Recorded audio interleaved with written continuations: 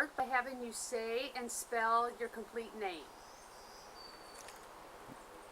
Are you ready now? Yes. Okay. My name is Lyle Munson, Lylemunson.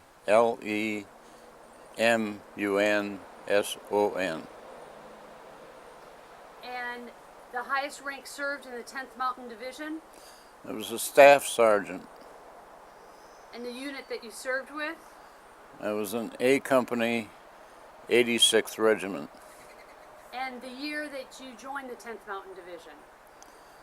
I went into the 10th Mountain Division in February of 1943.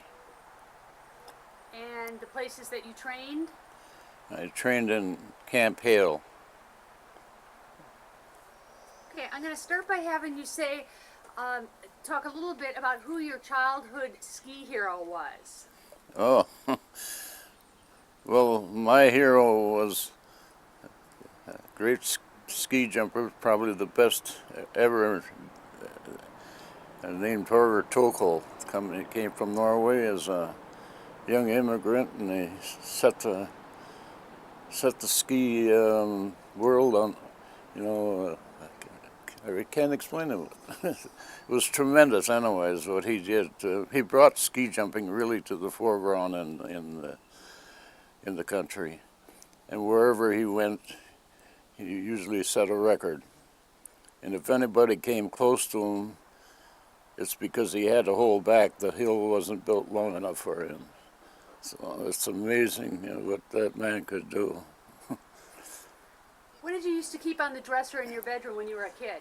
Well, I was so enamored by Torger that I cut a picture out of a magazine and framed it, and that was in my chest of drawers in my bedroom from the time he started skiing over here till I went in the service. And then I stored it, and it's amazing, but just a year ago I found that picture in that frame, and now I have it in the chest of drawers again, but I don't have it up.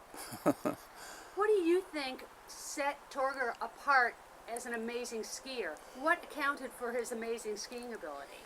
Well, if seeing Torger in the shower, you knew he was all muscle, and there is nobody that could jump as high as he did. Many demonstrations in camp when we were there. We'd be standing at the mess hall waiting to get in, but there was a Coke bin there filled with Coke, and it must have been about 4 feet high. It came up to my chin, and he could stand in front of that and jump up there and land on his feet. And he could do that with the Army trucks, that tailgate down in the back. I saw him standing there with that M1 rifle on his back. I think that weighed 11 pounds. He could jump up there and land on his feet, and the rest of us, we'd jump up and turn around, and just land on the seat of our pants on it. So he could stand next to the tables and in the mess hall, and the tables were long and the seats were attached, and he could stand there, and they would be on this side of him, either side. He could stand there and jump over, not facing the table, but looking parallel to it, and he could jump over that table and land on the other side on his feet.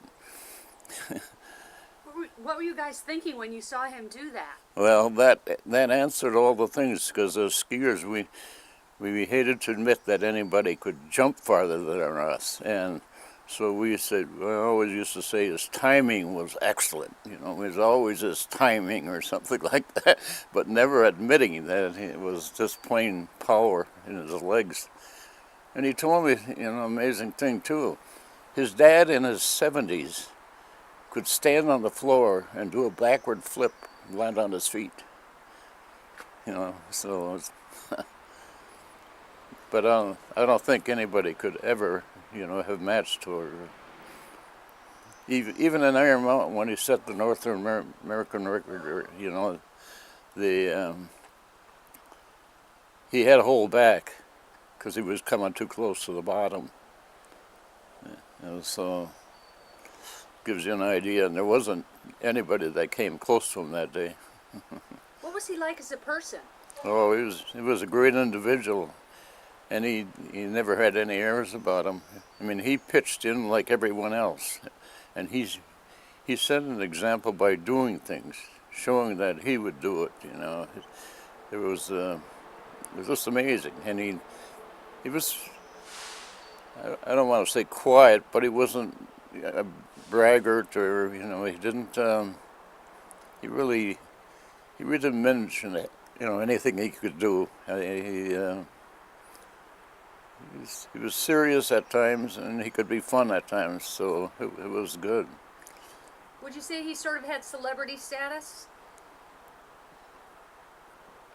Well, if he had celebrity status, just by what he was always showing up with the papers and that, but he never acted like one. He always acted like, one of the guys, and so.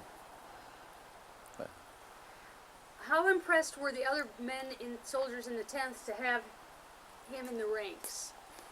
Well, it was strange, all of us skiers knew him, and we admired him. But I remember, some of the men that came in and weren't skiers and that didn't know anything about it. They really didn't know who he was. It took a long time, and I'm not so sure it isn't until after the war that some of finally appreciated who he really was. Do you think a certain number of skiers joined the 10th because Torger was in it? Well, I really can't say that. When they were looking for volunteers for the 10th, I was in high school at the time, and they had the various ski sections. I was in the Midwest ski section, and we all got letters in there. And the letters said that they asked us, to join up into the 10th.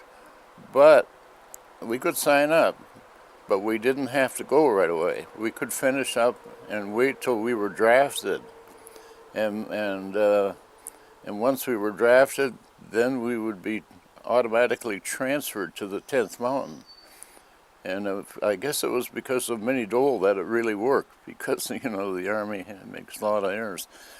So anyways, I think that was a big thing for recruiting a lot of us.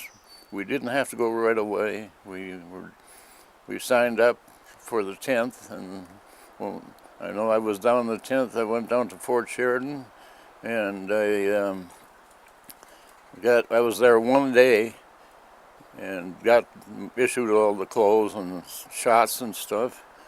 The next day I was on a train going to Camp Hale, Colorado. What was your own ski experience before you joined the 10th Mountain Division?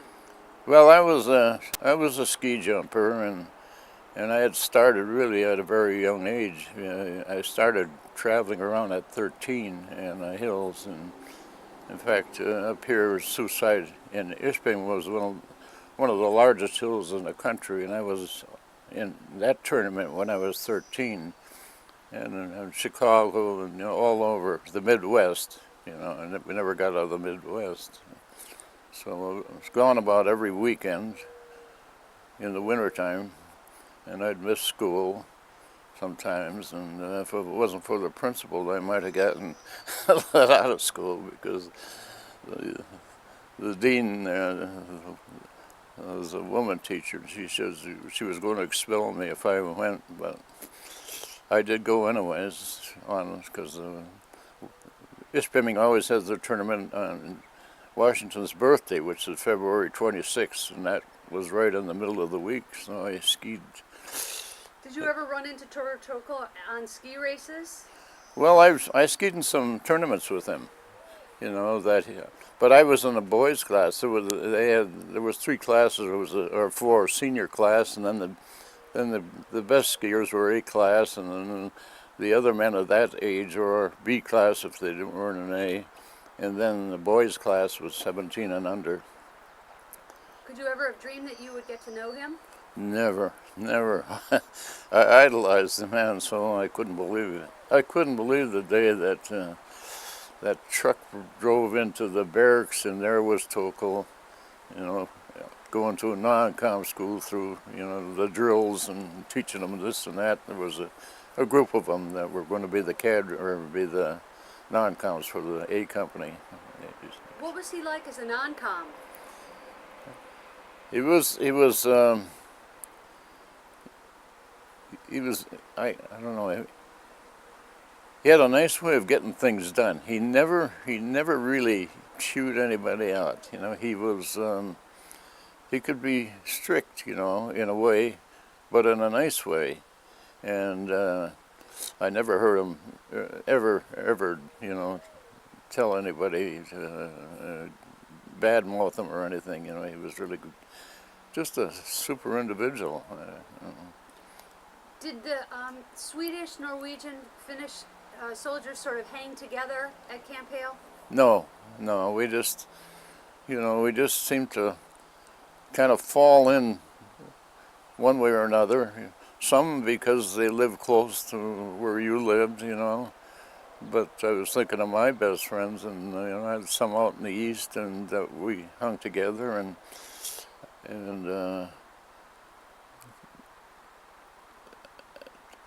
even though I roomed with Tokle and, you know, was close to him, on weekends, you know, I felt it best that we didn't, you know, do the weekends together and stuff. And so I went my way with my friends, and he went his way. And so, how did he come to end up in the 10th Mountain Division? I don't really know. I can't answer that. But I'm sure, you know, that that's probably what he opted for. He was probably approached. And he didn't have he wasn't a citizen at that time. So when he came into the 10th, then I forget, he was there maybe a year, and then he was taken to Leadville, Colorado, I believe, and became a citizen in Leadville. Okay, I'd like to talk now a little bit about Riva Ridge. Yes. And I'd like you to tell me a little bit about what the climb was like, the night climb was like for you. Well, there's kind of a story about we were on that night. We were in Laca, and part of another group was in Poglio, which was close to the base of and we were in Laca because we wanted to keep that thing going up the day before that, showing activity, like we were still all there, you know. And so we pulled out at night, but we never caught up with the other group. And they had found, I think it was F Company, had a better trail to get up to the top. So we ended up climbing the one that the lieutenant found, our lieutenant found, and it was steep. It was so steep. Well, we did, first of all, our M1s were slung on our back. We needed both hands and feet to make the climb. And we had reflectors on our helmets, but they didn't do any good. It would have been better if we had the reflectors on our, you know, our heels or something at times. And it was long. I don't remember. I think we took a couple of breaks maybe, but very short breaks. But when we got to the top, you know, it wasn't a question of walking. We fell over on our bellies and crawled up on the very top. It was so steep at the point where we came up. And the first ones that made it up, they stood there and tried to help the rest of the group get up. What time did you get up there? Well, what happened was we'd climbed all night, really. It was a long, long climb. And when we got up there, it really was daylight, but it was so foggy. That really helped us because they didn't see us. You know, as I recall, I couldn't see anybody 10 feet from me once we were up there, and I remember trying to, find out where so-and-so was, and all I got was shh, you know, and that was right. I shouldn't have been doing that, but How deep was the snow? the snow, there was no snow on that side because that faced the south, and that snow burned off. When we got on the top, that was snow, and then going down the other side toward the Germans, that was all snow. How much snow? Well, there couldn't have been too much, maybe 8 inches, something like that. I don't remember a lot of snow, and going knee deep or anything. When you were climbing up, did anything unusual happen with anybody's gear? Pardon? Did anything unusual happen climbing up with anybody's gear? Yes. The funny thing, it wasn't funny really at the time, but Henry Spee's helmet came off and it went crashing down that shale, and you could hear it ringing along there in the dark, and we were all trying to be so quiet. In fact, that was rather scary, because it wouldn't have taken much for the Germans to wipe us out when we were on the side of that ridge. When you got to the top, what did you find at the top? There was nothing at the top. We were very fortunate. There wasn't anything, and I remember that the first order I got was to take my squad and set up protect the left flank of the operation, and so we dug in along that left flank, and it was very, very, very fortunate. 6 years ago, when we went over to line up this young fellow, Massimo, and he set this group up and took my grandson and I and one other man up to the top, and we found my foxholes there. When I got up there, I couldn't walk to the edge. It was so steep and look down. So what was the role of A Company on Mount Mancinello? What was the one? What was the role? Oh, well, we were supposed to drive off the Germans, and the Germans really were there, but they never believed anybody could make that climb at night. And so they were back in their bunkers, sleeping, and and they were quite surprised in the morning to find somebody there, because part of our group had seen some of them moving around down below and started shooting at them. And then we had spotted the bunker over there, and then what happened is Lieutenant Anderson came down and said, "We were going to take my squad and Tokle." So the three of us with my squad went over and took that bunker out. And I forget, I think we must have had picked up 7. We took 7 Germans back with us, I think, captured, and one of them, was shot. Well, 2 of them were shot, but one was wounded, and we tried to get him back alive, but he died at the top after we got him back. Tell me more about taking the bunker.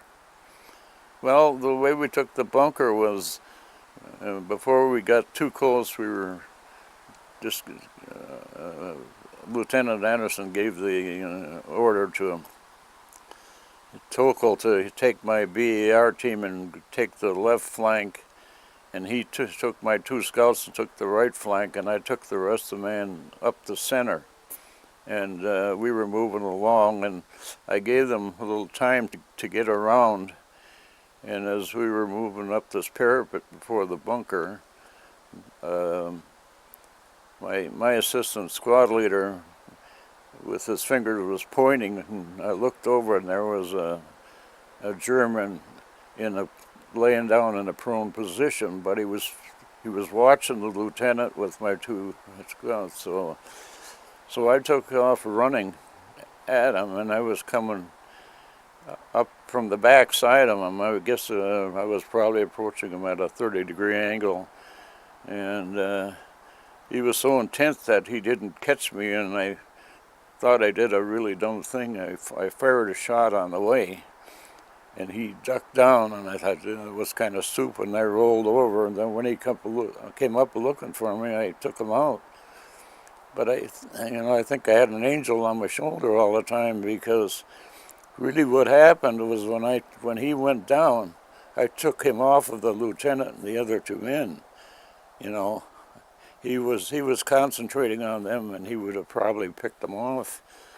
So even though it wasn't my idea, and it was. So anyways, then I came back, and and really what happened next is, I told my men that I'm going to go over now to the top, and if you can protect me, okay, but don't just stay back, and don't get hurt. And two of them argued with me, said they should go, they needed me, and I said no.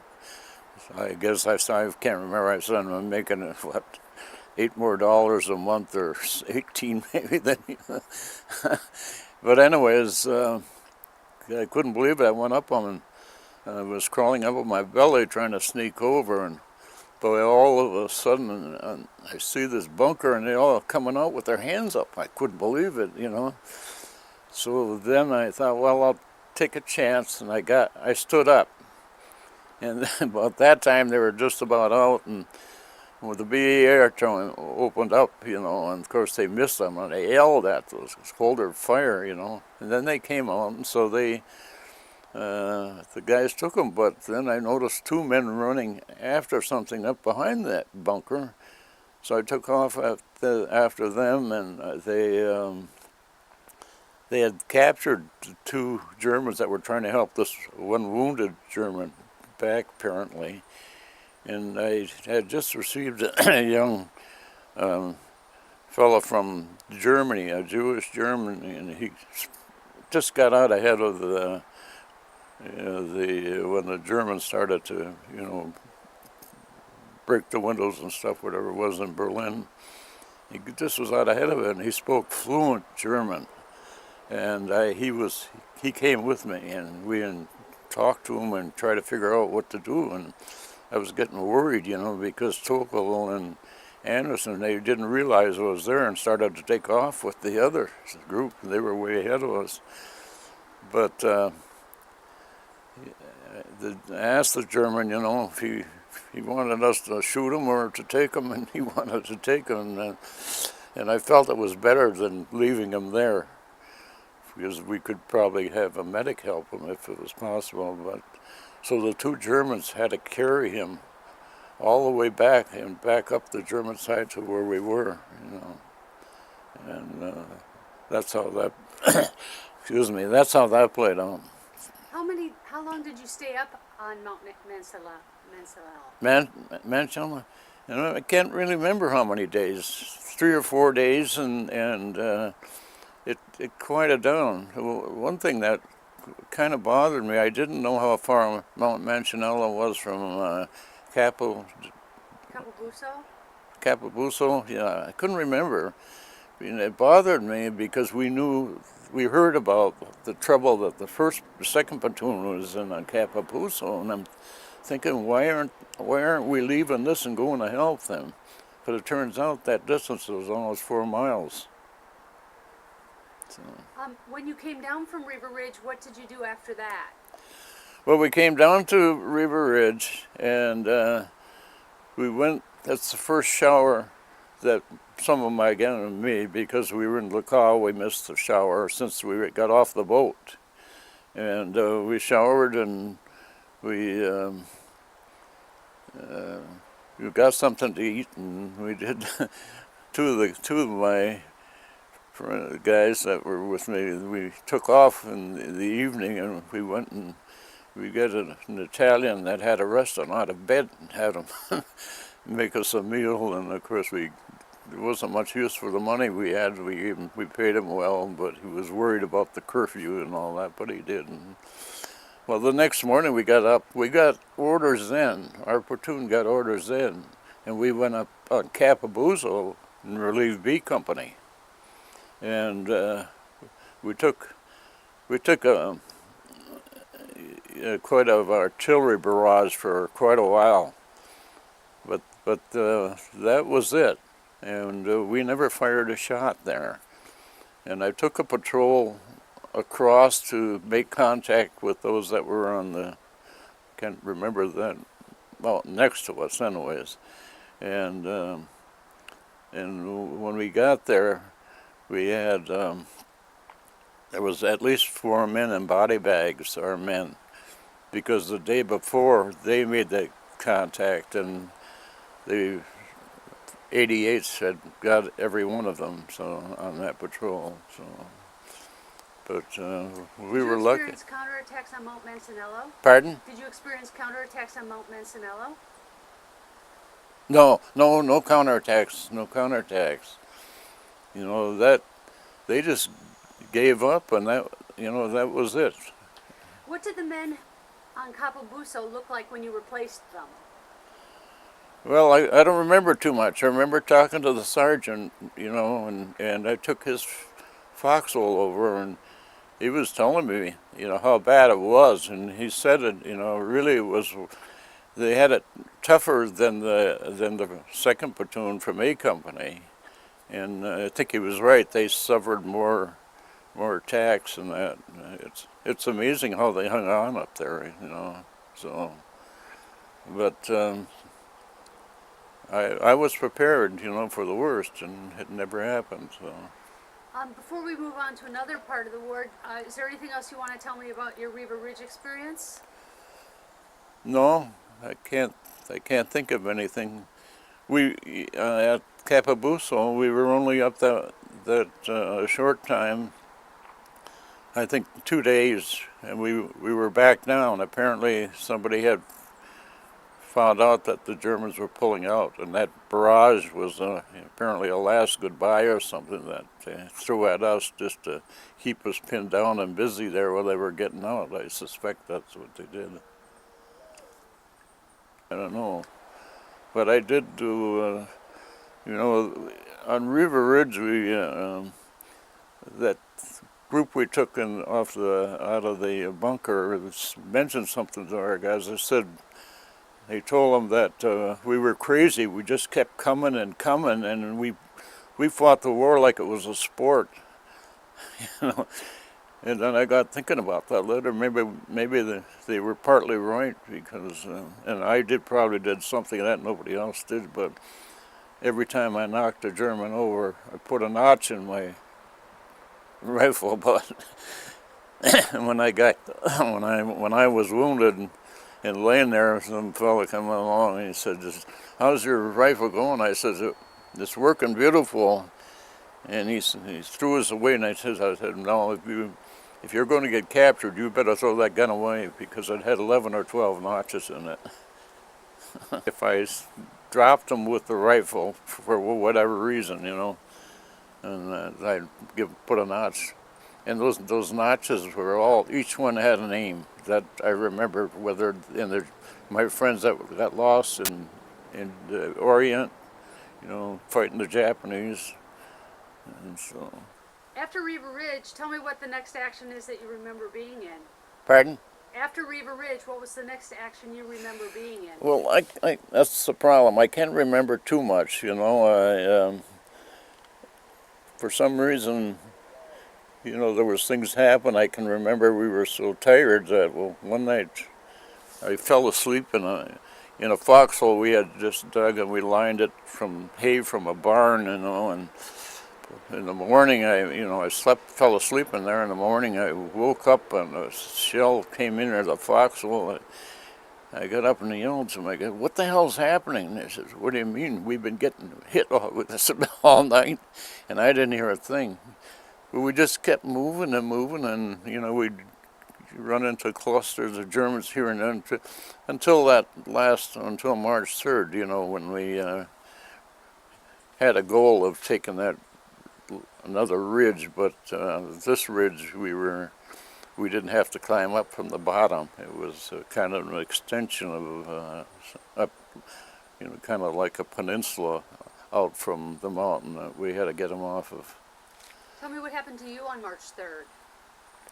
Well, on March 3rd, we had we were moving along, and I can remember there was an orchard by us, and as we moved down on this peninsula to take the Germans out, it was just the only group that was there was my platoon, the first platoon that I was in, and the second and third platoon took a ridge that was parallel. They were fighting down that one.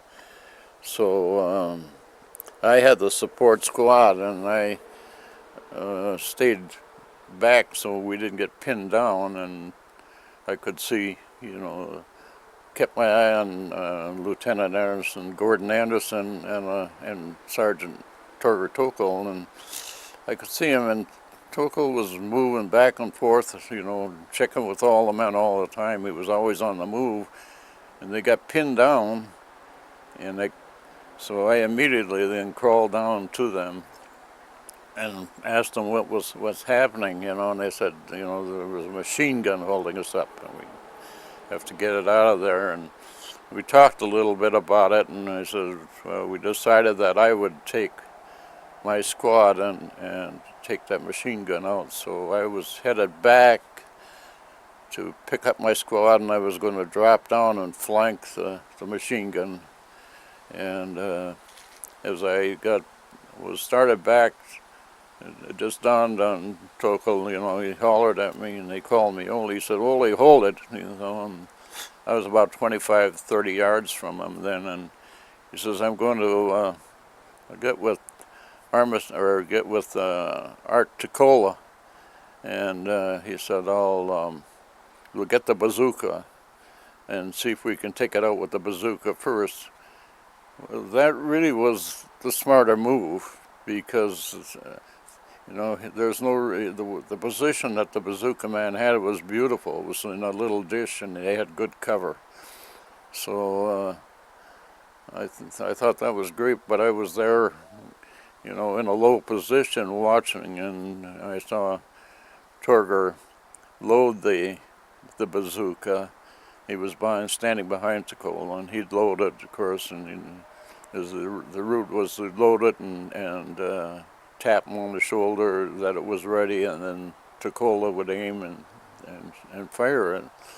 But as that was happening, I heard the shell come in, and the shell came in from behind us from our lines, and I could hear that thing sputtering going over the top, and I knew it was going to be in close.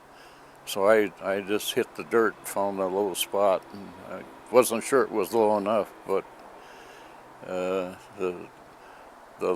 shell hit, and it either landed right on Tokle or next to him, because it set off all of the bazooka shells at the time.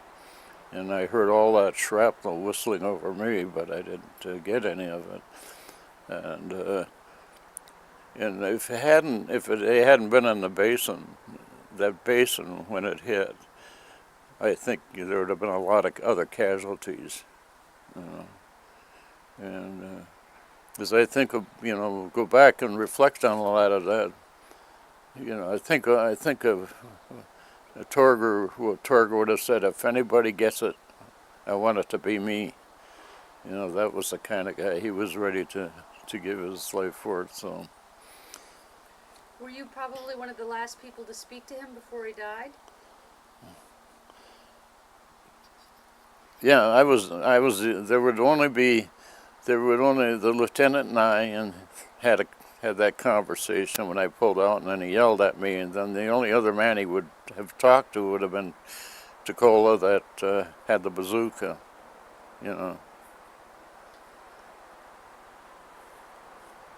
What sort of explosion did you hear? Well, it was the loudest one I ever heard in the war, and even Lieutenant Luce over on the other that was on the other ridge that platoon was attacking. He said it was. He told me after I met him after the war, and he said it was a terrible explosion. He says I knew somebody was going to get it, and he expected a lot more too. And but the way it happened, and it was rather disastrous, because I was I called up to take Tokle's position, but I went to see Tokle first and see what happened, and he was laying on his stomach. And Once you heard that explosion that had killed Torger Tokle, then what happened? well, I ended up, I was called, as to go to the lieutenant, to report to the lieutenant, and they said that Tokle had been killed, and I ran down to Tokle, and I saw him laying face down on the ground, and we had a pile jacket that had a lot of, I don't know what the filler is, but there was over 100 holes. There was a sieve, and there was that pile, and that insulation in the jacket was just popped up through all those holes. You could see those tufts of wool or whatever it was. And Tokola, there was really nothing left of him. There was, I can see his pants up in a tree and his foot hanging out of one of the legs. But what I did is I got on my knees and said a prayer for both of them. And I said, and I knew I was, could have been shot because I was facing, I was there exposing myself to the Germans. But I did say the prayer, and that's all I could do. And I really was never bitter about the Germans. It was war, and I knew that I felt that the German soldier was, I could have been born and raised there, and I would have had to fight too. There's reports about how we got all fired up, after that, and those aren't true. We fought the war, like it should be fought. We weren't, what do I want to say, at a point where we were going to kill everyone we saw. We took prisoners and stuff, and so. Would you say that you continued fighting the war the way that Torger Tokle would have wanted it fought? Sure. And I feel, that, Torger was killed. And if anyone was to die, I'm sure he would have been the one that would have wanted to go. He would, I think he would have wanted to see us all get back alive. And so that's and some of the rest of us too would rather have been killed than to have somebody under us killed. Sure. How did Torger's death affect everybody mentally? Well, it was really very sad. That's the mood that took over. A very, very sad thing. We felt terrible about it. But we had the best way I got around it was, what would have Tokle felt like, and what would he have done, and this what he wanted. If somebody had to go, he would go, and so I was able to cope with it pretty decent. After Torger was killed, what was your role then? Did your role change a little bit? Right. I was a platoon leader in Tokle. There was an assistant platoon leader, but Lieutenant Anderson called me up and told me to take Tokle's place, which kind of, that was okay at the time being. And so I did, and I took the left half of the platoon, and Gordon Anderson took the right, and we started into the attack again. And that machine gun was gone, and I'm not sure. Well, I think Tokle and them got one shell off. And maybe, maybe they wiped it out or got something, because once we started down, got it on the move again, it was gone. And we didn't go very far, and Lieutenant Anderson took a bad hit in the leg, and he was out, and I didn't know that he was shot, Till I couldn't go back and see him. I had to keep moving us, and I didn't want to stop. Once we got moving. So now I've got the platoon, And I got the assistant platoon leader back there, and so what I did is I moved them, and I moved them across the valley and up the other ridge where the others were fighting.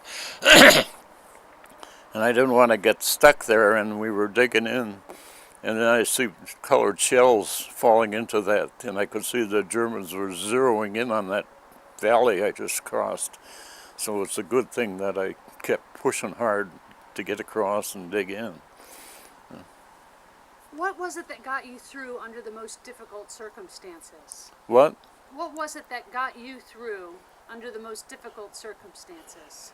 Well, I guess the belief in God. You know, I talked often to him, and I before we took Riva Ridge, made that assault, I went out by myself and prayed, and I said, essentially what I said was, you know, I'd like to live if I could, but I don't wish to live, you know, as a cripple.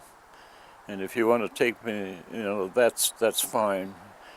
And I'd like to see my men all get back, you know, home. And so I never feared death, you know, and that gave me the strength to, you know, to get out and move ahead and lead the way, you know. That's why I've always felt that there's been an angel on my shoulder, because things that happen are hard to understand. How lucky I've been at times. But that's really the faith. Just, you know. What were the circumstances of your own wounding? My what? What were the circumstances of your own wounding? My own Being wounded. being wounded? Well, what happened was when I got them across this ridge and we dug in on the other side, and the other two platoons were in there fighting, and I turned the platoon over to the assistant platoon leader, figuring that I didn't want to create any real problems. You know, there was no time to have any of that go on. So we dug in, and then we waited to hear from the, you know, Captain Niedner to see what we were going to do. And while we were dug in, somebody came and said we were pulling out. We're moving up the line farther, and we're going to, you know, go in and fight at another point. And what happened was he came in and gave this instructions to the assistant platoon leader, but he took off running. We never found him, and we got up and moved out. And we moved all night. We had no sleep the day before to speak of, and we were moving all night. And next morning, trying to find out where our group was, and we'd make contact with our own people in our own division, and getting some help that they were down, and we kept going. And we did see some horrible sights where there was unbelievable number of dead Americans and Germans all close together, and we passed through those areas, and then we finally started up a road that was just enough for one vehicle, and we caught up to them, and and they were engaged in a battle just ahead of us, and so, you know, we were got in support, and then we made that about noon, and we were glad to, you know, to lay in that ditch and try to get some rest. And I know I fell asleep there on that thing, and that shell came in, and took me a long time to figure out really what happened, I think. But the shell came in, got 7 of us, and the young lad at Calhoun that was laying across from me, they said he was dead from shell shock, and I didn't see anything happen. You know, when I woke up and I said, "What's going on?" You know, what's happening to Calhoun there? And they said he's dead. And I never saw him check him or anything, and so I figured I was really out. It took me a long time to figure that out, because there were a lot of things that happened, and there were. Can you hold on till this airplane goes by? Hold on one second. Did you get that? Yeah, that was the only shell that came in at that time, you know. So I don't know if they had us zeroed in, but apparently because that shell had to be perfect to get us, you know. That road was almost like a trench. And How many people did it take out? we got 7 of us. One of them was killed, and the rest of us were all wounded. Some of us, were serious. There was 2 of them, I think, that had minor wounds but had to go back. And Were you a little surprised? was I surprised? Well, some strange things happened, you know. I don't know if it was in my dreams or what, but when I was knocked out or what, but I'm saying, where are the angels? I don't see anybody around. So I must have thought I was dead there for a while. And then,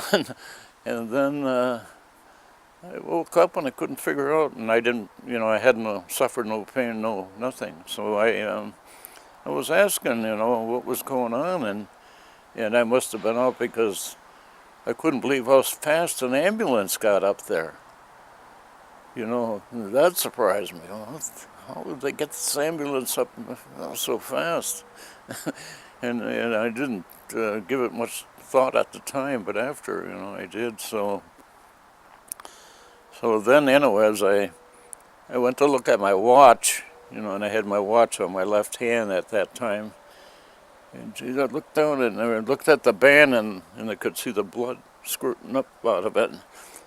So I called over one of my men, and I said, "You got to bandage me up here," and they bandaged me up, and I still have, I can't wear a band there because of some nerve, it bothers the nerve. So anyways, he bandaged me up, and then I thought, the first thing, I always learned when you went to mortar school or something, you get the range and then you fire for effect. So now I'm thinking, man, they're going to get more shells on it. So I decided to move. Well, I couldn't move. I couldn't get up, but I crawled, and I crawled maybe, I don't know, 10, 15 feet, and I couldn't move. I ended up in a puddle of water, and I couldn't get out of it. Something took over and just locked me in a position. So, anyways, they picked me up, and finally I told them to, get the men back, and they took 5 of them. I think went back in the ambulance, and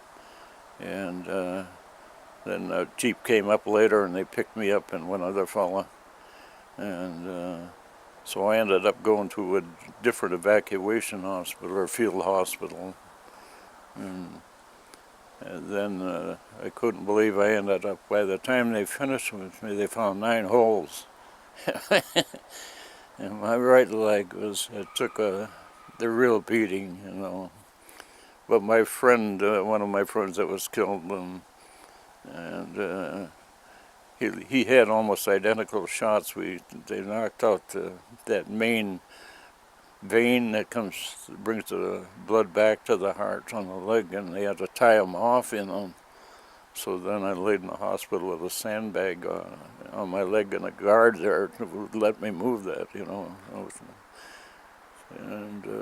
And then the doctor came in and told me what he went through all night with me, because it was right below the knee, and if gangrene had set in, I'd have lost the leg above the knee, and he wanted to be sure he saved that, but he took a chance, and so I'm lucky.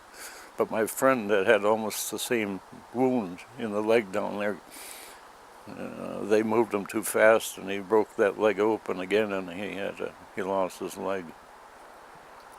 Last night you told me a really cute story about over at Riva Ridge visiting a church. Yes. And tell me what you were able to utilize from that church. Can you tell the story that you told me last night? I'll tell you the story. That was that small group that was up in Lacan trying to find this last route up Mancinello to attack, and this day we were running out of time, and so we instead of one half staying all while the other was out on patrol, we split up and made 2 patrols, and I took 2 of my men from my squad, and then the sergeant from B Company took 2 men in his squad, and then we had an Italian, a partisan that supposedly knew a way, and then the lieutenant took the others, and we went 2 different directions, and we hiked up past this church with the top was blown off, and we were told by the locals around Le Caux that they rounded up the men and they shot them at this churchyard in there, and I don't know anything about burying them there or anything, but that's where they were shot, they said. And I asked Massimo later, a fellow, when I went back on one trip, and he said, yes, that's true. But anyways, we looked around and we saw these pictures, framed, not pictures, but locks of hair on the wall, and we were trying to guess. We were guessing that maybe they were a lock of the Pope's hairs that were, you know, and so that was kind of interesting. And we checked it over really good for booby traps before we moved around much in there. And then I spotted these things up behind the altar, and we got back out anyways to continue the patrol, and we buried our skis, so hid them right by the church, and we moved up along, and we had been climbing for a long time, and a long roundabout away it was. And then one of the fellows that was out leading, cutting the path, you know, we were going along a pretty sheer area with all snow, and he slipped and he fell, and the Italian partisan drove after him to try to catch him, but he missed him. But the Italian was able to stop because he had an ice axe, and he got that in the snow. But this other fellow, he slid and rolled down, and two football fields, I would say. And amazing enough, when he stopped, he got up, and he waved his hands, he was okay. So the mission was really over at that point, because it was not a route to go. But because we worked so hard and got so far, I told my 2 men, I says, we're going to go to the top. We're going to see what's really up there if we can. And so we went we climbed, and we had to take some breaks. It was a tough climb. And we got up there, and I guess we were there about a half an hour or so with binoculars that the lieutenant gave me to use, you know, and trying to search out and see where the Germans were. And the trees along the ridge blocked us out, and we could see down below very little activity. We saw 2 Germans that were digging a hole, and I don't know what for, but we saw them, and they were so open I couldn't go and try to take them prisoners, and it would have been a bad thing anyways, because I'd have been well behind, you know, the German lines then. So, but then we were running out of time for sun, and I wanted to get back off of the ridge down to the bottom of the base of Riva Ridge, you know, so I wasn't doing it in the dark. And we just made it, because by the time we got down and got back up to the church, it was pretty dark. And we got to the church, and got our skis and stuff out of the ground, and I handed my rifle to one of my men, and I handed the my ski poles to the other, and I went into the church and back up the altar, and I picked up 2 altar candles. And I think those things look about 3 feet long, you know, and they're about 4 inches in diameter or something. I put one under each arm, and we got on that trail that we climbed up, and it really came off of a big, a large ski hill that they skied, you know. It was the bottom end of it, and we were able to ski from that church all the way down to Le Caux, where the men were, and they had thought, you know, we'd been captured or something, because we didn't get back until the dark. But because of the lights that they were shining on the clouds, you know, there was always some vision. But that must have been funny because there I was with the these two red candles coming down, and the officer did take it from us, but we cut off a piece, a foot, and the reason we wanted it, that gave us a chance to write a letter home. So. How difficult was it to find a route? How difficult was it to find that route? Well, that was extremely difficult, and we obviously didn't find it, and the lieutenant found one, but it was pretty tough, and he explained it was, and for some reason, F Company, that really I don't think was on the original plan, but anyways, they ended up, and they were to go beyond us on the flank, and they had found apparently a pretty decent route, and after we were up on the top, I could tell where they went. It's just that we were trying to go straight up. If we'd have went a little farther up and came back, it would have been okay, but the route that we took was very difficult climb. Did you use ropes? No, we didn't have to use any ropes, but we did have to have our hands, all hands and stuff, free. In the time that we have left, can you think of anything else that you want to say? Well,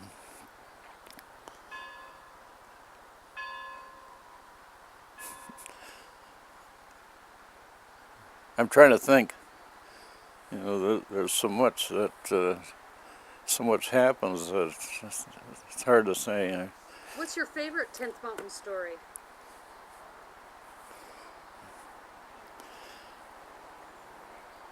I don't know. The thing that really amazed me is, I took a lot of patrols out, but I was surprised how many patrols that Torger Tokle and Lieutenant Anderson went with. And the very first patrol, when we finally moved to the line at Curciola, that very first the second and third platoon were put in the foxholes to go out and fill those, and we were in support. And then Lieutenant Anderson and Tokle come back and said, we're going to go on a patrol. We need some volunteers. So I volunteered right away, and the Tokle says, "Wally, I knew you would be there."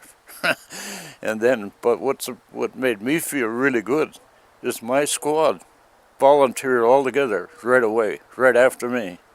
So we went on. We were talked about it. We didn't have any of that equipment. They had bed sheets that we had to make, to camouflage ourselves, and we didn't have any equipment. So we were there, and Lieutenant Anderson says, the report we got is that the Germans have a habit of having some men fall back to see where you're passing through, And I said to him, I said, why don't we do this?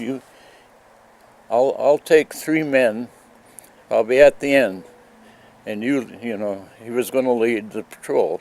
You will, I'll follow. I'll be at the end of the patrol with 3 men. We will be the last 4 men. Make a swing around through the front of the Germans' lines and come back, And then when you're getting kind of close back there, you look for a place, a hill, and you make a little curve to get behind that hill, and then come back in so where you're exposed to get if somebody's falling. But at that point, we'll drop out and see if we can pick up anybody. And we did exactly that.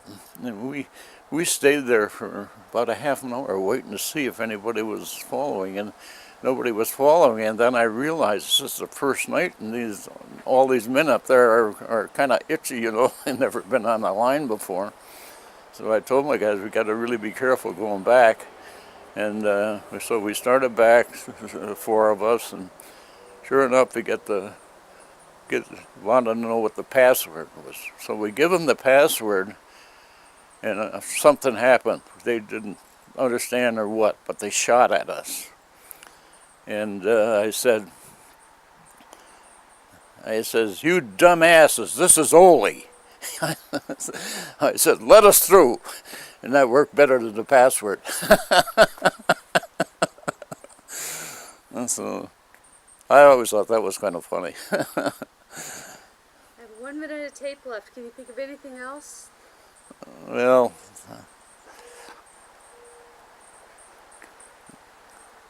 I really, you know, I can't, I did, you know, we were taking, in the beginning, we were taking so many patrols out. It was almost every other night we had to go on a patrol.